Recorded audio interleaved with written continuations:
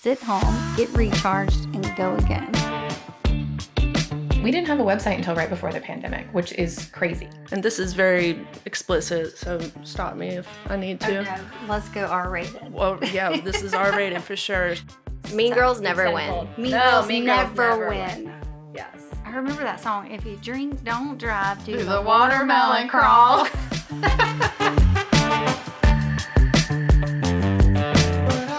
Hello, everyone.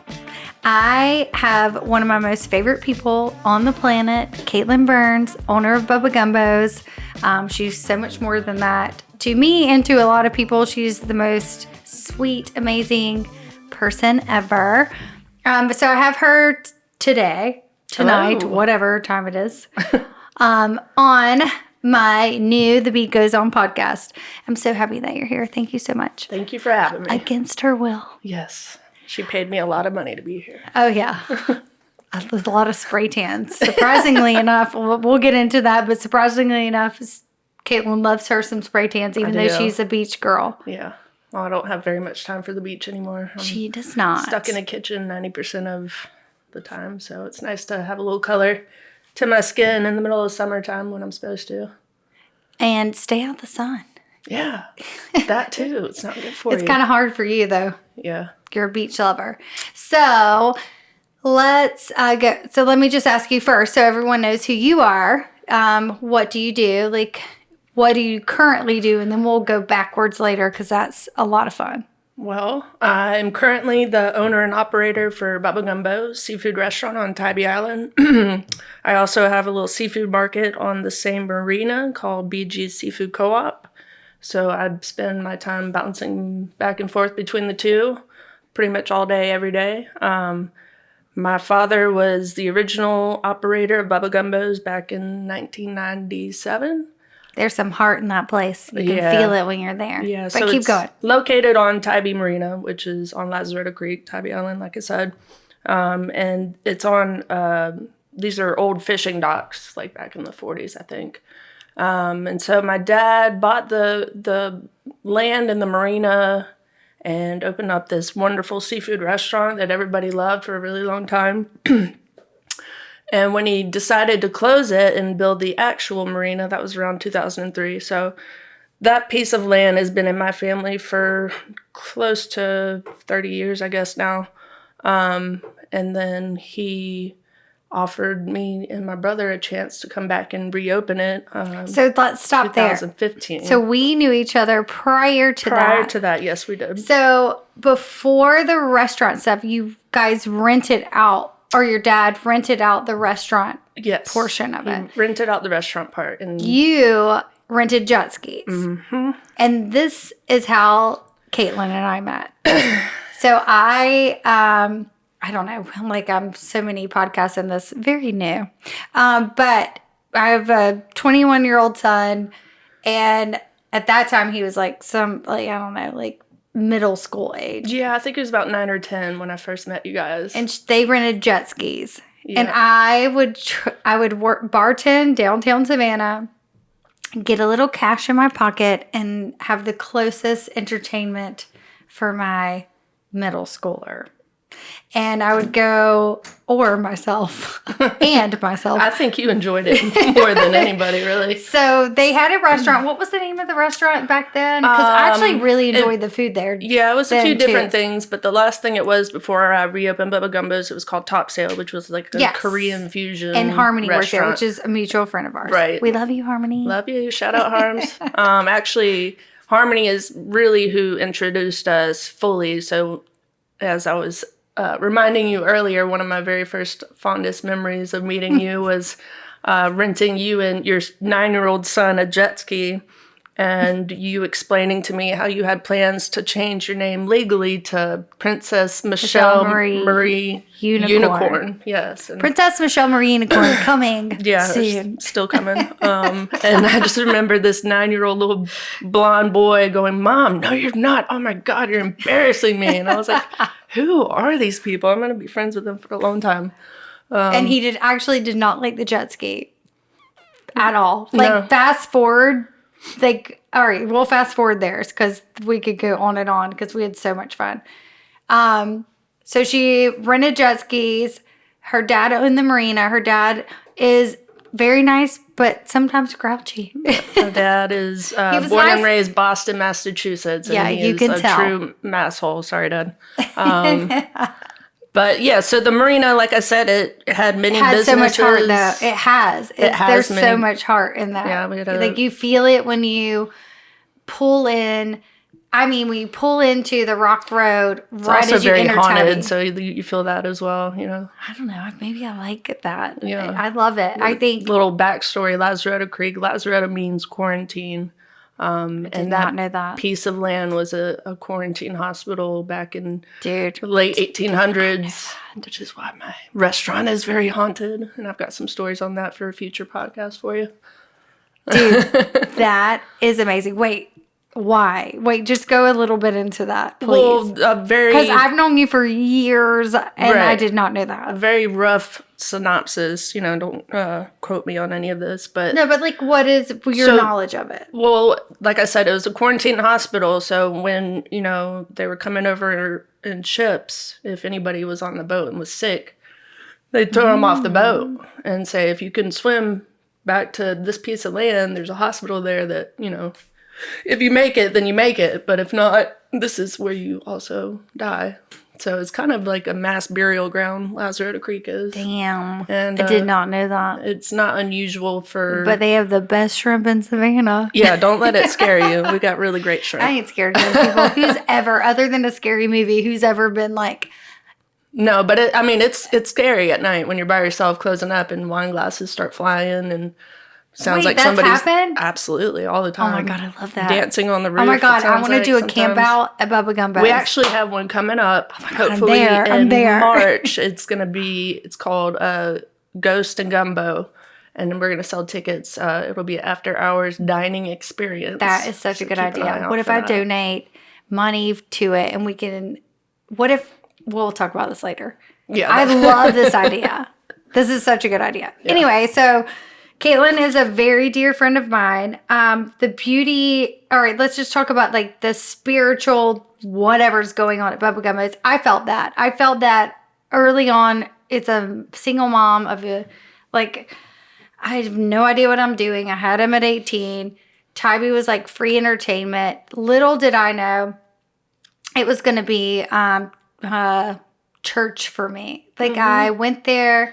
I felt happier. I felt lighter. I felt connected. I know it's the ocean, the sky, the vibe. So maybe I love the ghost of the old quarantine. I don't know. It's all part of the charm. I love the place. I love you dearly. I love the whole aspect of it. So before she had a restaurant, I would visit there frequently because I felt some type of, I'm telling you, Tybee has an energy that either you get, it compels you or repels you. Like it's one of the two. Like it's a beautiful, wonderful place, and it's very special to me. Thank you.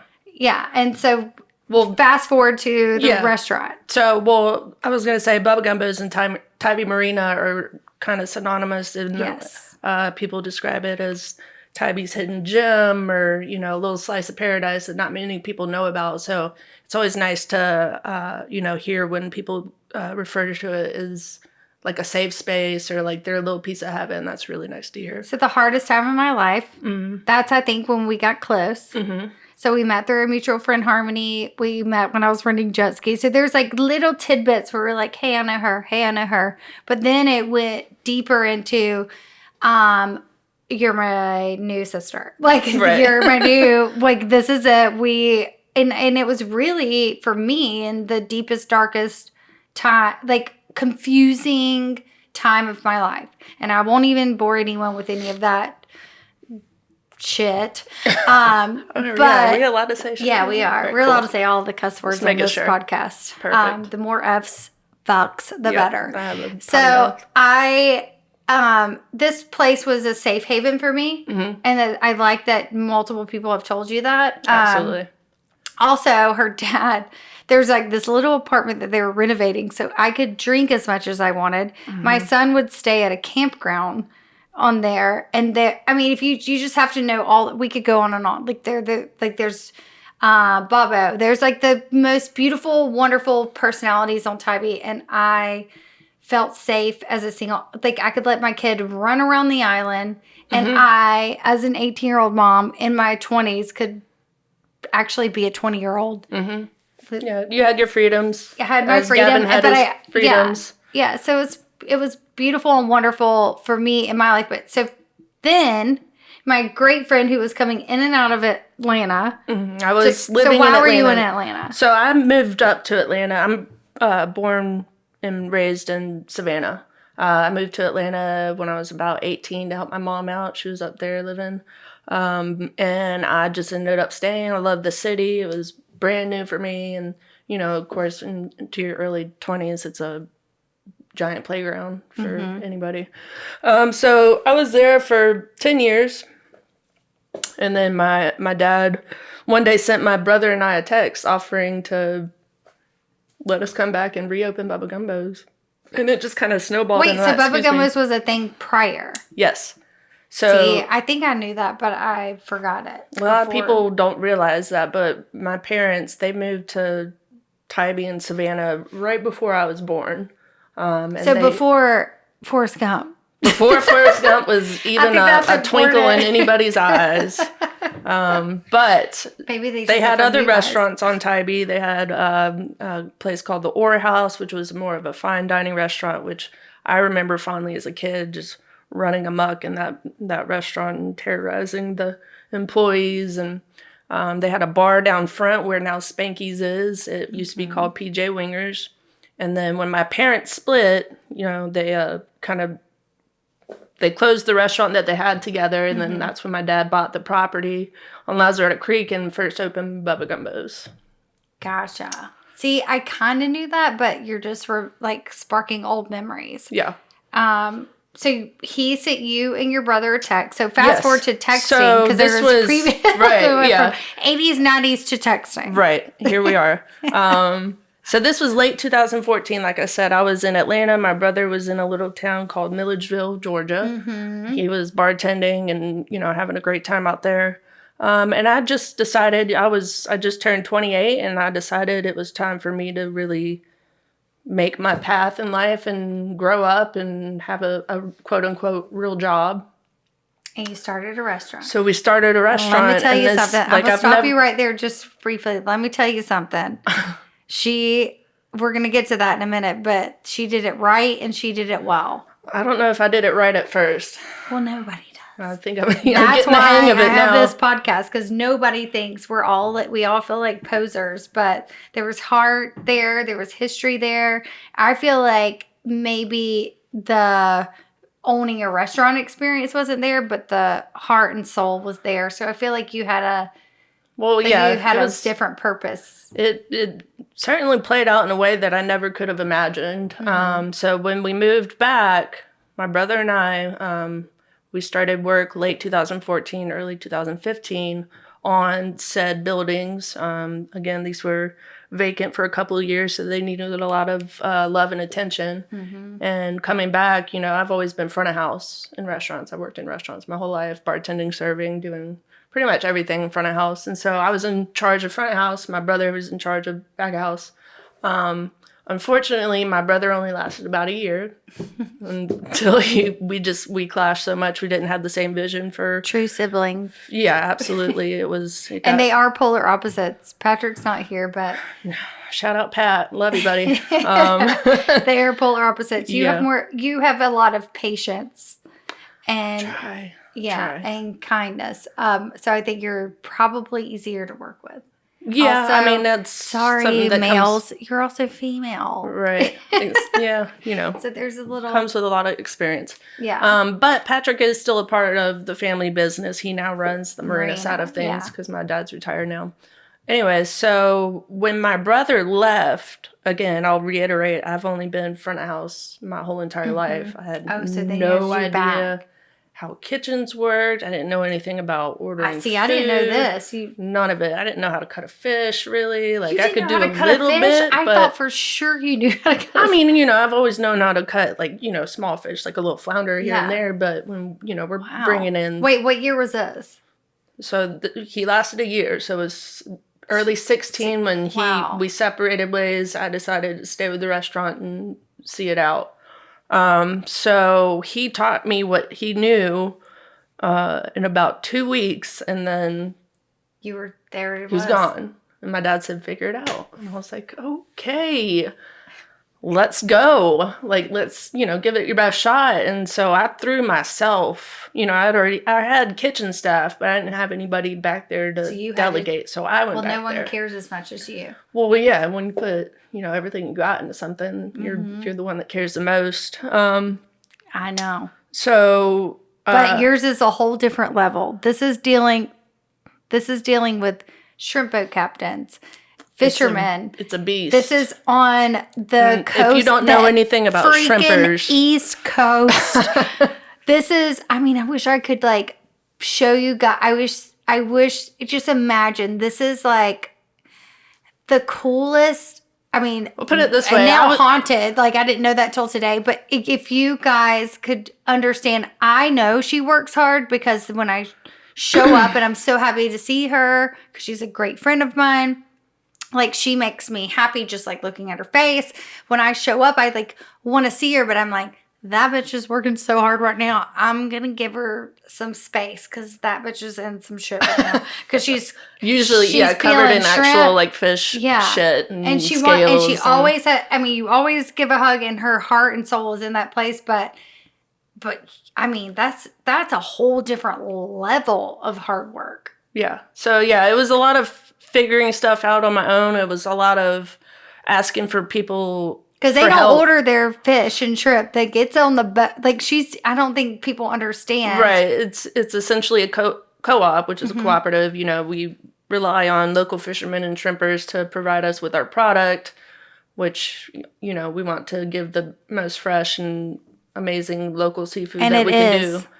It is. It is really good. You can't do it better at home. You just can't. We put a lot of heart into it. So, again, I was left to my own accord to figure it out. Literally just figure it out. I didn't know that. I always thought you just had it figured out. Well, eventually I did. Yeah, for sure. So you faked it really well. Faked it really well for a long time. No, but I had a lot of people in my life that luckily were willing to help me and guide me and help me, That's awesome. Figure out the harder side that I didn't really know about. And then a guy named Gordon Card came into my life. He was living on the marina. The marina has liveaboard boats, so he was staying on one, and he's a self-taught chef per se, so he needed work. And what year was this? This was going into 17. Is this when the burger with the shrimp and the sauce was on it? Oh yeah.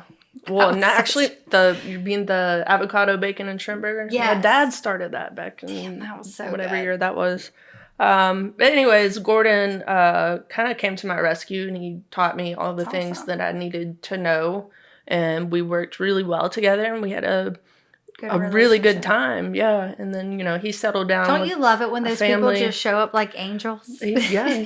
I still call him my angel to this day. We're still great friends. But he ended up settling down with a very nice woman named Whitney, and they had a couple kids and took off in a different direction. So again, I was left to my own accord and he was a part of your season, which you kept. He was with us for about 5 years, and he was. That's a long season. Yeah, it's quite a long season. But he helped me open up the seafood market, which has been really good to us, especially COVID time. So it did well during COVID, the co-op. Well, so restaurants had to close. But the seafood market was considered, what did they call it? A necessity, pretty much. So you could necessary keep that business. So we kept that open. That you had that. Exactly. That's where I was going with that, because the restaurant wouldn't have made it if we didn't have that seafood market. Because we got a little griddle about this big, and we were selling hot food out the door of the seafood market just to make it all happen, make ends meet. Yeah. So. And it's the best, well, I am not a cook, so I've never bought anything fresh. But I have friends so many friends on Tybee. I've eaten on Tybee a gazillion, all the restaurants. I'm telling you, it's a very special place to me.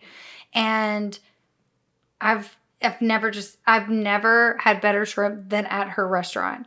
I think even if you get fresh seafood, you still just have to know how to cook it. There's some secrets that people don't Yeah. know about. We are, well, I will you shout know. out, we're 5 years running best seafood restaurant on TripAdvisor. And it's not because she's popular. She is very popular, but she's not a out there in the world person. She's working her ass off behind the scenes. In fact, a lot of people, I'm like, how do you not know Caitlin? What are you talking about? Like, how do you not know who she is? I don't get out much anymore. So we'll rewind for a minute. So my son ended up working for Shane, who owns North Beach Kayak. North Beach Surf and Kayak, also on Tybee Marina. I don't even remember how Gab, maybe because of you, Gab got the job there. Well, yeah, so, I mean, if you remember, Gavin and Harmony's son, Robert, Oh, yeah. used to hang out in the marina and play all the time, and I think Shane's always looking for help, too. He needs young bucks to... $20 a day. $20 a day to tote around kayaks and surfboards and all that, so it just kind of fell into place, I also, you guys are family on that marina, so... Yeah, I seriously, I love this marina. It's, for me, I didn't even know it was haunted until today. For me, it was home, and I felt safe. It was a safe haven, like we've said multiple times. So Gav got a job there, and I was like, I don't even care that I have to drive from downtown Savannah to Tybee. This is going to be, for him, what it was for me. So I made that drive. $20 a day. I'd sometimes get there late. By the time I got there, he had spent all of his $20 at Bubba Gumbos. Key lime pie. Jeez, that was all he ever ate. And he always tipped because his mom was a bartender. I was a bartender back then. We have the best memories at this marina, at this place. So, if anyone's in Savannah, I know you can't work that hard forever, so you got to get there as quick as you can because it's hard work. Out. It is really hard work. She taught herself how to labor intensive. Yes, very. You can taste it in the food. There's no just quick. General kitchen work is hard work, but then you also have to count for lugging around giant fish and giant coolers of shrimp and boxes of shrimp and dealing with shrimpers in general. I've mentioned before, if you're not familiar with actual shrimpers, they are a very special breed of people. Why? You want to know why? Well, I've got a story in my head that I could think about right now. There was a guy named Anthony. He was a shrimper, and his girlfriend Tanya was also a shrimper. And it's a hard job, so it takes somebody real tough to do the job. But that also takes a type of person that needs relief when they're done with the job. So they tend to drink a lot and party and all this stuff. And so one day, work hard, play hard. Yeah, work hard, play hard. I was at the restaurant, and Anthony, said shrimper, walks up with bloody shorts. And I said, Anthony, what's going on, man? Are you okay? And he was like, and this is very explicit, so stop me if I need to. Oh, no. Let's go R-rated. Well, yeah, this is R-rated for sure. So he said, man, my girl tried to cut my piece off last night because I wouldn't have a threesome with her. And I said, are you kidding me? Anthony, do I need to take you to the hospital? He was like, no, it's fine. I put some duct tape on it. And that's just God, that's what she deals with. And she still maintains a relationship, and this is... It takes a special person to keep it going and keep everybody happy. And you're that special person. You keep the shrimpers happy. They keep you happy. They bring you the shrimp first. And so, I try to take care of my boys. And that's a rough lifestyle. That lifestyle for them is so rough. It is really rough. There are reality shows about it, but come on. Well, I was going to say, I don't know if you remember, but excuse me. The Bravo channel approached me via Facebook Messenger one time and wanted to make a reality show about us. And I said, absolutely fucking not, because I know exactly how y'all are going to make us look, and it's going to be crazy. And now I kind of wish... And you have, how many... you wish you would have done I kind of wish I would have done it. It would have been, really entertaining, to say the least. Maybe... I might still reach back out to her. Yeah. This was 5 years ago, but... for me, there's no better story. That place is a family-oriented place. If you're a first-time visitor, this is something we get in our reviews a lot. Don't be scared to come in the building. Apparently, our marina is very intimidating. It's kind of a again, it's a rundown, little fish dock. So the buildings are, Which I think halfway is in the what marsh makes it right now. welcoming. I love it. Like I've never, but again, I've been going there since I was a kid. Day-to-day people, they're so used to, now everything's like redone and, and gentrified and whatever. Right. This is still true to its roots. Decades of fishermen and shrimpers and just being on it's actually the most coast. Inviting place, and just have a conversation. It's like you're coming. Yeah, I mean, if you're not used to the low country, again, like you might be a little off put at first, but if you come on inside and have a seat and don't mind the lean in the building, we're not going to fall in a marsh. So I always found it safe and endearing, but I could see where you'd be like, is this place open? Am I allowed in here? I can see that. Yes. Go in, eat the damn food. It'll be the best food. Actually, I don't think that you'll ever eat shrimp. In fact, when I go out of town, I steer away from seafood. I don't eat seafood anywhere else. Because it just isn't the same. I'm not even and when the shrimp are small, they're still fucking delicious. And when that's they're big, the thing. they're still fucking delicious. Like, unfortunately, on Tybee Island, a lot of the seafood restaurants are buying imported farm-raised shrimp just for cost to save a buck. But especially there's the touristy parts. Like your restaurant's not as, even though it becomes right. We don't do the volume that say the Crab Shack does, but small island. Right, exactly. But that's what I was gonna say. You just taste the difference. There's nothing like Georgia white shrimp I'm not even kidding you. I'm not even kidding you. One of my dearest friends grew up on a different island and said it's better than any shrimp he ever caught. Like I truly, and I'm not just saying this to advertise my dear friend, there's truly like some heart and soul into the taste of it. It's not seasoned a lot. It's just done right. And it's like, and sometimes you'll see, like when you're eating outside, you'll like see someone skinning a fish. Yeah, a lot of times I'll filleting, cleaning, cutting.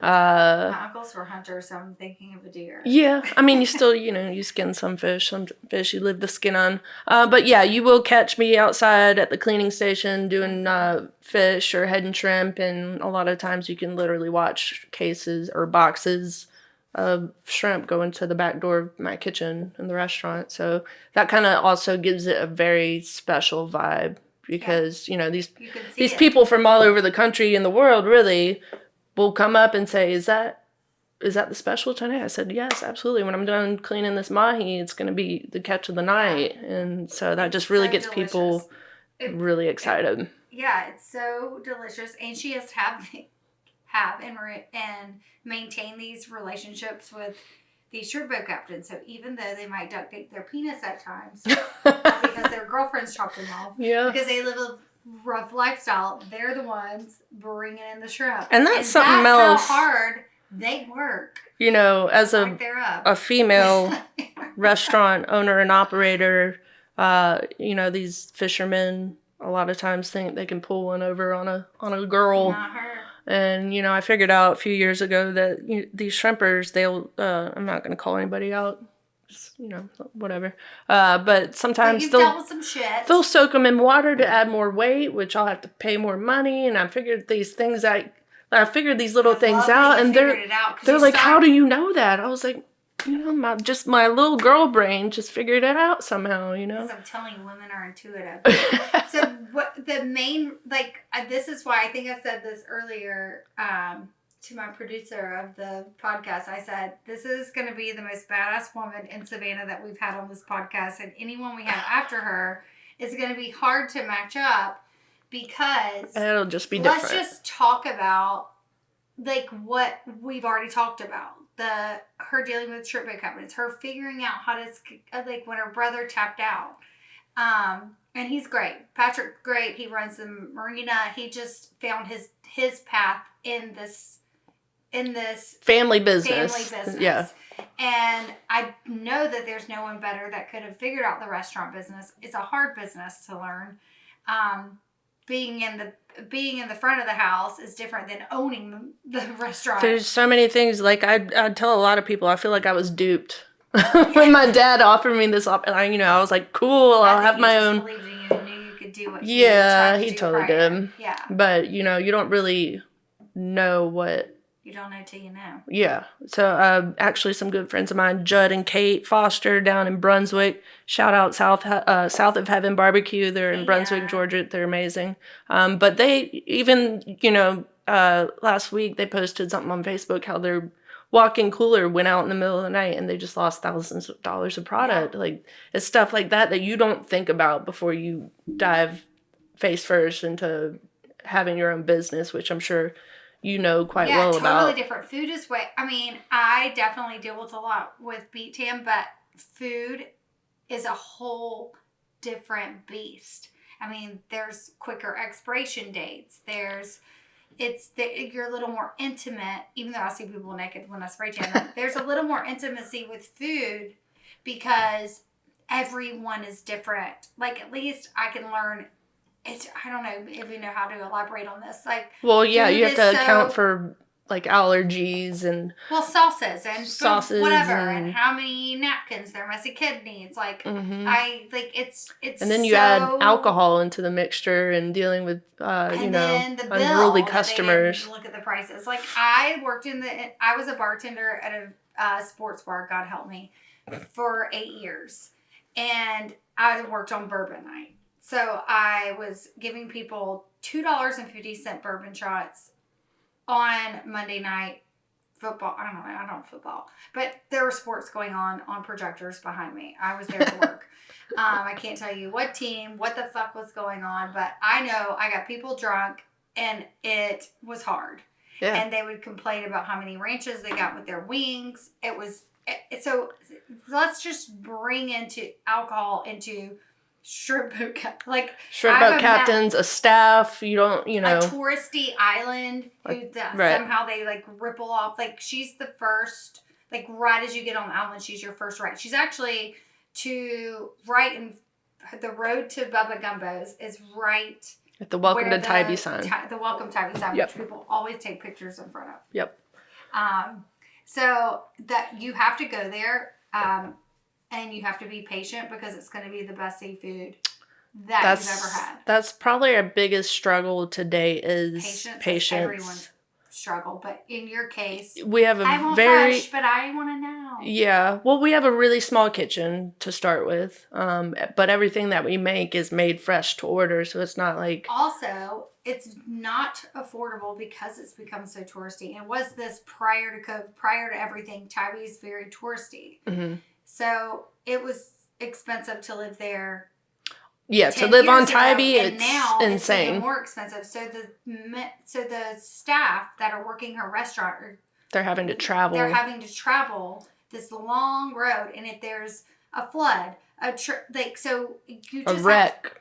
When you go close the road for hours and you eat, just enjoy it because there's a lot of shit. They call it being on Tybee time. Just chill, there's a lot of shit. have a drink, relax, watch the sunset. If you're that hungry, eat some pretzels on your way. Like, fucking chill. I got saltines in the bag. If you're that hungry, I'll feed you. Just but don't be mean to have the a little staff patience. They traveled over a bridge to get there. 2 bridges. Savannah to Tybee is about a 15 to 20 minute drive, depending on where you're coming from.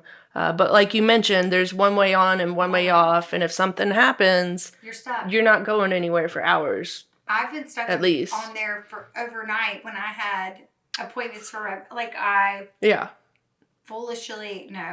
never foolishly hung out on Tybee. I love that place. But I had to plan a different day because I woke up and it rained all night and the bridge was flooded, so they won't let you cross back over. If there's a wreck, if there's you're stuck. Yeah. So people just don't get it. They're like, this is our vacation. We paid so much to be here, blah, blah, blah. We both get both sides, get the travelers, but that's the ambiance. That's the beauty of the island, is it's an island. Right. Yeah. Enjoy your time. You know, it's really pretty out here. But that also goes into the struggle that Tybee Island itself is dealing with right now is finding help. Stuff, I know the yeah. whole The whole world. is, but imagine having. But like we just said, if you can't add get to your that on top job of it. Yeah. because there's a wreck on the highway that you have to And take when to the get tourists there. aren't there, It's you really don't make as hard much to money. yeah, and it's hard to locals. convince people to travel not only 20 minutes to work, but also the possibility of not even getting to go to work because So of go be something patient, happening. enjoy your food. It might take 45 minutes, 20 an minutes, hour, 45 minutes, maybe an hour sometimes, but I promise you we're not back there just And it holding your will- food back. it We're will- trying real hard. It will taste good, and you will not regret it. And it's different, like downtown Savannah, you get a whole different vibe. Savannah's great. It's beautiful. It's wonderful. But there's just a whole different soul on Tybee. And it really was a life changer for me, or like a lifesaver, rather, for me in a weird, where I felt like I didn't belong in anywhere in the world. Because I had Gavin at 18. All my friends went to college. I was like a chicken with its head cut off. I felt like that, and it's a mix of people from young age to, I mean, like really older. Like We get those snowbirds that come from up north. It's like you feel like you found your family when you're there, and it really was a safe haven for me. And one funny thing is, so when Caitlin opened the restaurant, when I got close with her, I wanted to be around her as much as possible. She was busting her ass, and there was no doubt about it. And I started to get a little more freedom as Gavin got older. He started to go to his dad's more. But my business slowly started to grow. Mm-hmm. And there was, remember the one night, like we would have a lot of fun. We would drink a lot of tequila. Lots of tequila. Yes, because Tybee will take over. And, I was like I was ready to let loose. She was working hard and play hard, and I was just like, I can't like even a do Jack that in the Box, anymore. but ready to like pop out. Like I was just, there was a moment in time where we had so much fun. Mm-hmm. So I woke up one morning, they had an apartment at the arena. So no drinking and driving, no bullshit. No, we don't mess with that. So there was like this little apartment out in the marina. Y'all rent it out now. Like Yeah, somebody lives there currently, but it goes through different, tenants and whatnot. There was a phase where like that was a crash pad. Yeah. So I crashed there, woke up, was like, oh my God, I have spray tans. So I left to go do spray tans. I got home. Gavin and his friend had stayed actually at the house downtown. Again, I had a little more freedom because he was a teen at this point. And I show up and they had made a mess of the house. I don't remember what, but I was mad at him. So I made him work, remember? And I put him in the car, and I was like, you have to carry all my spray tan equipment into the houses because I have a mobile spray tan business. So I was like, you have to carry it into the houses. And he carried it into one of the houses, and it was Jackie Sandler. Remember a taxi? I had partied all night with you. Yeah. And then I walked out. Gavin was like pissed off because he was in trouble and he was having to carry the spray tan equipment. And I walked down the stairs of a beautiful house on Jones Street and was like, dude, Adam Sandler's in there. Mm-hmm. Gavin was like, this is the best punishment ever. Yeah. But we had remember some I fun called times. you? I was like, oh my God, you're the, and you know what her response was? Good for you. You deserve it. And I was like, I look like I'm dying, and she still likes me. Like He didn't know the difference. Yeah, nobody knew the difference that I was hungover on Tybee. I think I was just on cloud nine. I know I was on cloud nine. I was having the best time. I was single as shit. I didn't even care. There was no loneliness. I just was like, We just had fun. I remember coming over the bridge on the way there after a long day of work, and I usually wouldn't get over there till around sunset. And you just know you're living your life right when you go over that bridge at sunset. Mm-hmm. When you see that moon, It's and really you see special. That sky, it's so special. Yeah. And you see that. You have the bay on the left and the shrimp boats on the right, which is where we are. There's Our nothing docks are like down that. there. It's really cool to see. It's small enough where you can just like breathe it and take it all in and just know you live. I'm so lucky to live in a place. And then to get over that bridge and have a friend at the marina, that's the first fucking thing you see. And like, I'm going to have tequila in the red stripe with her. There you go. And then Huckapoos. Yep. Which is not on the like you can't even see. Shout out to Huckapoos. Yeah, Huckapoos. Pizza, best pizza on Tybee. Wait, what's happening with that? With their stay? Like, what's happening with the neighborhood thing? I haven't kept up with it recently. The neighbors are trying to, like, that's in the past. It was a whole gone. Noise ordinance that was which makes no started because of Tybee. It makes no sense. Well, like, yeah, what? it's just ridiculous. Tybee is it's a destination place, and it's a drinking town, and it's a party town, and people go there to have a good time. And you don't buy a house by the one. You don't buy a house by the busiest bar and restaurant on Tybee. Host all the local bands. Right. Like Don't. So it was just this one miserable old lady that was calling in every night, every single night. Yeah. Yeah, pretty much. No. What Eric did is he built these shutters that he can close at night to prevent the sound from traveling to her little poor ears. She just needed some kind of attention. Yeah. Eric, the owner of Huckapoos, is I'm telling you, the owners of the businesses that have been there forever, you meet them and you know they have heart because it's hard. It is hard. Business on Tybee. It's hard to own one anywhere, as you can imagine. But it's a whole different beast. Tybee's a whole different beast. Yeah. Yeah. Yep. Well, I love you so much. I love you. Thank you for having me. Well, I mean, against her will. I'm telling you. Yeah, still I had to against give my her, will. A cocktail to be here. No, you seriously are the hardest working person I know. Well, back at you because I just whether wanted you to know say. Or not, I looked up to you. I was like, you. No matter what, you persevered. You're resilient. I think we fed off each other a lot because, again, as some of you might not know, Michelle, who started her spray tan business many, many years ago, was doing that as well as bartending however many nights a week downtown Savannah. And, that keeps you out pretty late. That's 4, 5 o'clock in the morning that you get home, and then you wake up at 8, 9 o'clock up to spray tan everybody. She was just nonstop machine, and she still is. And so it just makes me really happy to see how well you're doing. Thank you. Same. Yeah. Same. We're I looked up to you. It's crazy that you you were really, you made me want to work harder from watching you. And this is and on that note, Savannah has a great, I think maybe other cities have, but we have a great group of women here. But the first person that I watched work their ass off and I wanted to be like was you. And that is a true story. I'm not making it up. And absolutely same to you. I was made for, dealing with that, also, I think. Beauty, I'm dealing with beauty. You're dealing with shrimp and fish. Fish guts. We're close friends, so we're beating. If we can make it, anybody can. What up? Yeah. Anyway, I love you to death. Love you. Thank you so much for having me. Cheers. Cheers.